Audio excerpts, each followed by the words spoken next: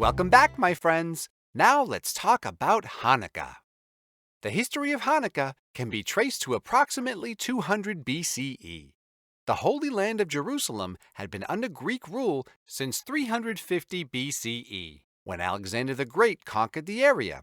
The Jews, also known as Israelites, were left undisturbed and lived peacefully until 175 BCE, when the Syrian leader Antiochus IV Epiphanes came to rule. Antiochus IV imposed Greek culture on all of Israel during his reign. He mandated the worship of Greek gods, forbade the reading and obedience to the Torah, and banned all Jewish customs. In a powerful act of symbolism and a pivotal point in his rule, he put an altar of the Greek god Zeus in the Second Temple in Jerusalem, which was considered to be the holiest Jewish place in existence at the time. He even went as far as to sacrifice a hog, which was considered an unclean animal under Jewish law, in the temple. His actions infuriated the Jews. A rebellion against Antiochus IV soon began, led by the Jewish priest Matthias and his 5 sons. They were known as the Maccabee family. Matthias passed away, but his son Judah Maccabee took over, and by 165 BCE they had successfully regained their land, temple, and faith. To commemorate the Maccabee family and the events that took place over 2,000 years ago, Hanukkah is a time of remembrance for Jews to maintain their commitment to tradition even in the midst of powerful opposing forces, as well as inside forces who embrace assimilation with other religions. Upon recapturing the area, Judah Maccabee called on his followers to cleanse the Second Temple after its desecration by Antiochus IV. He did this through the rebuilding of altars and the lighting of the menorah, the golden candelabrum. The menorah was meant to be kept burning every night. However, the olive oil available at the time was only sufficient for a single day. Well, Bob, tell me more about the olive oil. Yes, Piero. In fact, a miracle happened. The small, pure amount of olive oil burned beyond its one-day lifespan and lasted for another 7 days. This is the miracle of Hanukkah, and it is celebrated each year by the lighting of the menorah for 8 days. The Hanukkah menorah, also known as Chanukia or Hanukkah, is a 9-lamp candelabrum. On each night of Hanukkah, a new branch is lit, so that by the end of the festival, all 8 branches would be lit. The 9th holder, called the shamash, helper, is usually elevated in the middle of the 8 candles. It holds the candle used to light all the other candles.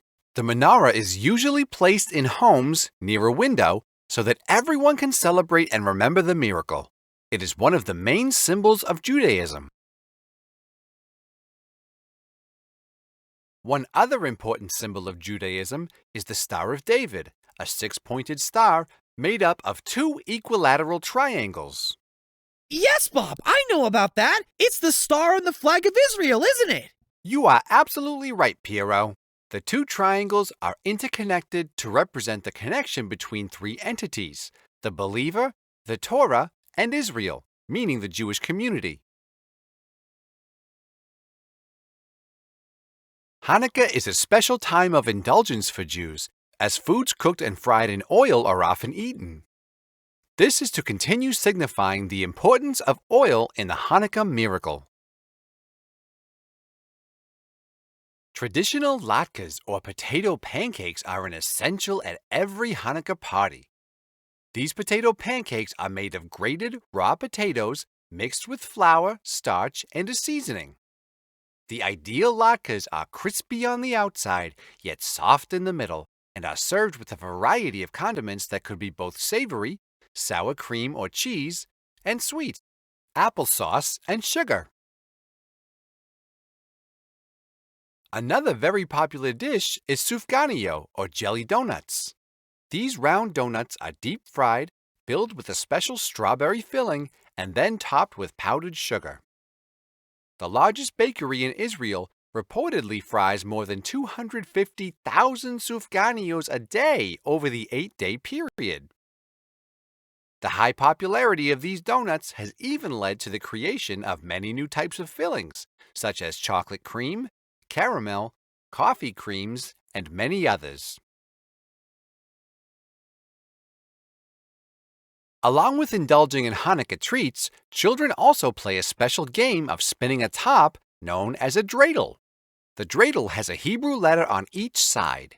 Each of the letters come together and form the phrase Nugadol Haya Sham, which means a great miracle happened here. Hanukkah has become the primary festival in which Jewish families exchange gifts. The festival's proximity to the winter solstice has recently ushered in this new tradition. Bob, giving gifts and receiving them are always fun. I love it! Pierrot, wait till you hear this. During Hanukkah, most families enjoy giving gifts on each of the 8 nights, so that each night is just as special as the other. Wow, that is incredible! Hanukkah, unlike the weekly Sabbath, does not require Jews to remain at home and keep away from work activities. However, throughout the 8-day period, most people return home early so they can spend time with their family.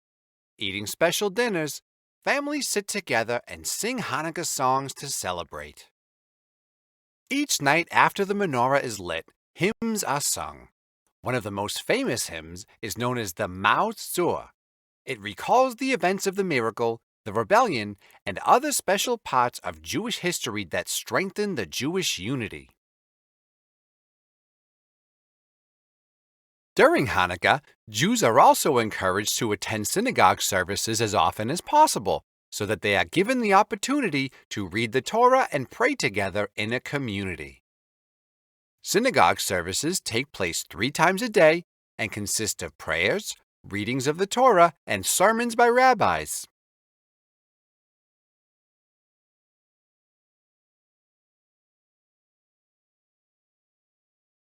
Well, Pierrot, that's the end of the celebration of Hanukkah. Goodbye, my friends. I do hope you have enjoyed the journey. Chag Sameach! Bob, I really enjoyed your sharing on Hanukkah. It is very interesting. Thank you so much. Well, I certainly feel as bright as a fully lit menorah on the last day of Hanukkah now. I hope you've enjoyed this interesting journey with me too. Now, please proceed to the quiz circle. I look forward to you joining me in our next exploration. Goodbye, au revoir, namaste, 再见.